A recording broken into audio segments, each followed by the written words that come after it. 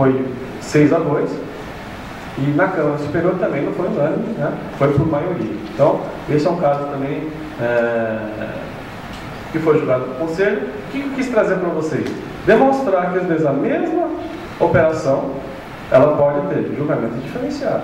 O que vai mudar de um caso para o outro? É a prova, é a fundamentação, é a maneira como uma coisa é estruturada, né? Então, a hora que a gente vai analisar os casos do Conselho, do julgamento, a gente não pode simplesmente analisar de uma maneira genérica. Eu não posso nivelar todo mundo na mesma linha. Eu tenho que analisar o caso, o fato. E nós, como julgadores, nós temos essa responsabilidade, essa preocupação, né? E a gente vê às vezes, autos de infração muito mal elaborados, muito mal fundamentados, que não tem por que subsistir. Assim como a gente tem muita defesa administrativa, muito recurso mal preparado. E, às vezes o advogado perde 50 laudos para ficar discutindo tese e não vai no fato que é mais importante. E gasta lá 5 laudos e não consegue comprovar, né? Quando eu julgo lá casos de omissão de depósito bancário, a grande maioria dos contribuintes fica só discutindo o princípio, não vai no fato demonstrando o origem do recurso. Então fica difícil você dar provimento no caso desse. E esses casos são típicos. Aí nós temos um outro caso também muito conhecido, que é a famosa debêntures com participação do lucro, né? Que foi, né, um produto que foi vendido por alguns escritórios para uma empresa visando economia na apuração do imposto de renda e da contribuição social sobre o lucro. Ou seja, a empresa SA emitir debêntures visando captar recursos cuja remuneração variável participação do lucro. As debêntures são adquiridas por um investidor e a SA passa a reconhecer uma despesa dedutível para fim de apuração do IRPJ e a SSL com o pagamento da remuneração das debêntures. Analisando a operação desta maneira, há algo de legítimo aí? Não. Porque a companhia ela pode emitir debêntures desde que ela precise captar recursos. A remuneração ela pode ser fixa, variável ou mista. E a despesa com pagamento da debênture é despesa dedutível. Portanto, analisar a operação desta ótica, ela não é proibida. Agora, vamos analisar o caso em concreto. Foi objeto de julgamento do Conselho, foi objeto das alterações. Então, a gente tem esse acordo da terceira Câmara, da empresa chamada Águia Branca, e temos um acordo da primeira Câmara, a doutora Sandra Farone, foi a relatora, que foi o famoso caso da Natura, né? Ou seja, fizeram também emissão das debêntures, fizeram a remuneração dessas debêntures via participação dos lucros e deduziram a despesa, né, como despesa dedutível para fim de apuração do imposto de renda e da contribuição social sobre o lucro. Qual foi o problema dessas operações? Primeiro fato, o dinheiro nunca ingressou na empresa, não entrou dinheiro novo na sociedade. A empresa simplesmente que ela fez, ela tinha lá dividendos a distribuir e fez uma operação contábil. Ou seja, o acionista, como tinha o direito a receber e tinha debêntures a adquirir, vou fazer um encontro de compra. Então, com base nisso, foi um dos motivos para fazer. Tendo visto que não houve saída ou ingresso de recursos novos, essa operação não está muito bem, não tem muito fundamento para existir. Segundo, a remuneração. No caso que a doutora Sandra julgou, né, a questão da necessidade ou normalidade da despesa. É razoável pagar 70% do lucro a título de remuneração do debênture? Essa é uma despesa necessária, usual normal por parte do contribuinte? Não é muito coerente. Então, com base nesse entendimento, também não foi unânime, foi por maioria, a Câmara entendeu que a operação não tinha fundamento, razão para subsistir, né? Então, o que a gente nota nisso aí, né?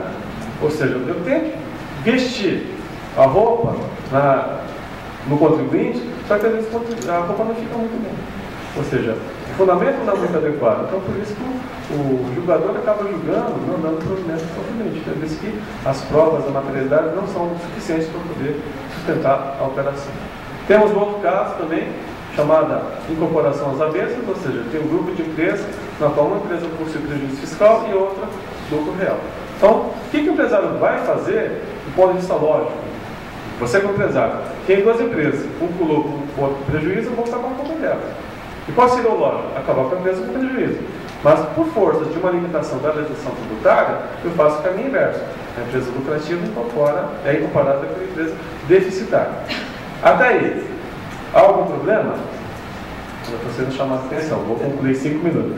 Não há problema nenhum. Mas como que se busca na análise dos casos do Conselho? Quem de fato incorporou quem? Foi a empresa deficitária ou foi a empresa lucrativa? né? Ou seja, não basta simplesmente fazer operação, fazer alteração no contrato social, estatuto social, ter laudo de avaliação e juntar e arquivar na junta comercial. Porque eu tenho que realmente demonstrar que quem de fato foi incorporar foi a empresa deficitária, não lucrativa. E é o caso que a gente vai estar mostrando para vocês, que é o caso da Martins Atacadista, que foi julgado na 7ª Câmara. O relator era o conselheiro Nathanael Martins, né? Entendeu que a operação era legítima, porque a empresa que incorporou a Martins era uma empresa chamada Margo, que estava no grupo há mais de 20 anos, era uma empresa operacional, portanto tinha atividade, e foi demonstrado que a Margo efetivamente incorporou a Martins, né?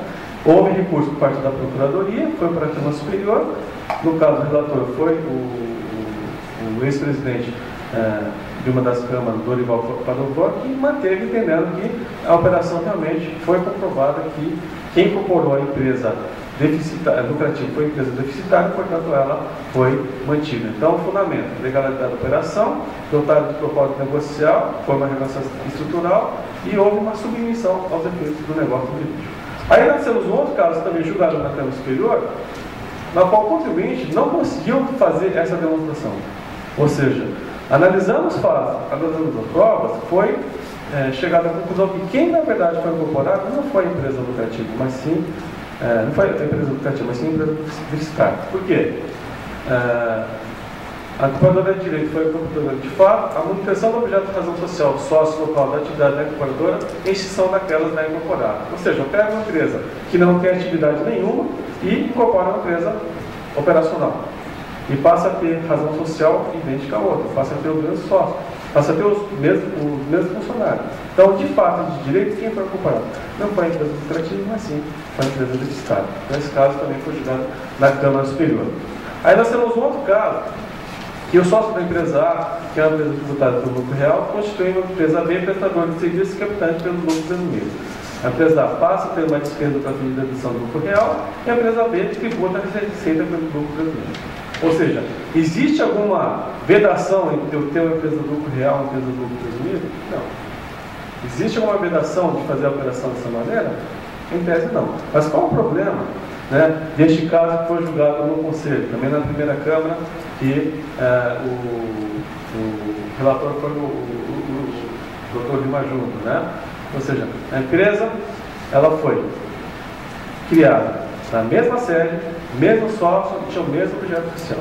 Segundo, né, a estrutura da empresa do lucro presumido ela era reduzida, só tinha um funcionário. Terceiro, o preço do serviço contratado, ou seja, em média, o valor pago da empresa do lucro real para a empresa do lucro presumido era 80% do faturamento da empresa do lucro real. Qual era a razoabilidade desse pagamento? Pior, não houve demonstração que o serviço foi efetivamente prestado. Falta de propósito negocial, a única finalidade era a diminuição da carga tributária.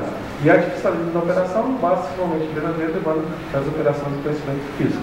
A multa qualificada foi aplicada de 150% e foi mantida. Na verdade, o relator aqui não foi o Lima Júnior, na verdade foi o Mário Franco, né? Então, eu equivoquei aqui no relator. Então, esse também foi um caso no qual o contribuinte acabou também executando o planejamento de maneira inadequada. E temos um outro caso também, recente, de 2007, que é o caso da empresa chamada Marco Polo. Ou seja, ela tinha a controladora e a empresa controlada. Controlada, tributada pelo lucro real, aferindo prejuízo, e a controladora, né, também pelo lucro real, aferindo, a controladora com lucro e a controlada com lucro, controladora com prejuízo. A controladora tinha uma aplicação financeira, fez uma cessão de dívida da operação através de instrumento particular, na qual a controladora passou a ser titular dessa aplicação financeira e passou a reconhecer a receita financeira para visar a redução, né, do lucro real dela, tendo visto que ela estava apurando prejuízo. Qual foi o grande problema dessa operação? Primeiro, a cessão de direito de aplicação financeira de uma empresa para outra foi feita através de um particular. Quem era o titular perante a instituição financeira, na verdade, era a controlada, não era a controladora. A operação teria sido utilizada para aumentar o capital da controlada, mas os documentos mostravam, na verdade, uma coisa totalmente diferente. As datas não coincidiam. A operação foi feita no dia 31 de dezembro, mas o aumento de capital foi feito em fevereiro do ano seguinte. Então, ou seja, já começam os problemas, né? Como é que a documentação, né, pode retroagir desse jeito? Isso acabou sendo fundamental para chegar na conclusão. Foi entendido que houve falta de propósito de negociação, porque a única finalidade era a diminuição da carga tributária, né, entendido também que houve o artificialismo na operação, e a NRJ tinha reduzido a multa qualificada. E em recurso de ofício, foi restabelecido pela Câmara. Então, entendeu que, na verdade, foi o quê? Caracterizado como fraude na prática da operação. Né? Então, o que eu quis trazer aqui? Né? Eu quis trazer aqui para vocês que, às vezes, a mesma operação, tanto ela pode, né, ser entendida que é adequada ao contribuinte, porque as provas demonstram isso, que o contribuinte fez a implementação e execução de maneira adequada, ou não, porque a execução foi feita de maneira totalmente inadequada, mas tomou o devido cuidado. Né? E o que gosto sempre de colocar no final, né? Quais são os cuidados que tem que se ter hoje, tendo em vista essa evolução do entendimento, essa evolução do julgamento? Né? Primeiro, qualquer das ações têm que ser lícitas, com base na lei, porque se for contra a lei não há planejamento, é outra coisa. Tem que ocorrer antes da ocorrência do fato gerador, para ser caracterizado como lisão fiscal. Eu não posso simular, porque já vicia o ato, portanto ele se torna nulo. Eu tenho que sempre analisar a questão do risco-benefício, que é isso que o empresário gosta e quer olhar no rosto do advogado e do consultor para tomar a decisão, para ter segurança. Se ele for questionado, que ele vai ser bem defendido, ter boa chance. Tem que ter sustentação econômica, porque não basta somente ter a forma jurídica, tem que ter também, né, um fundamento econômico para poder sustentar a operação. Tem que tomar cuidado com as formalidades de execução da operação, né, contabilização, instrumentos contratuais, sociedade para poder validar a operação. E, por fim, tem que conhecer bem o negócio da operação para ter certeza daquilo que está sendo proposto ser uma coisa coerente e sustentável. Então, essa é a minha parte, né? Agora vamos aí para o Dr. Paulo, né?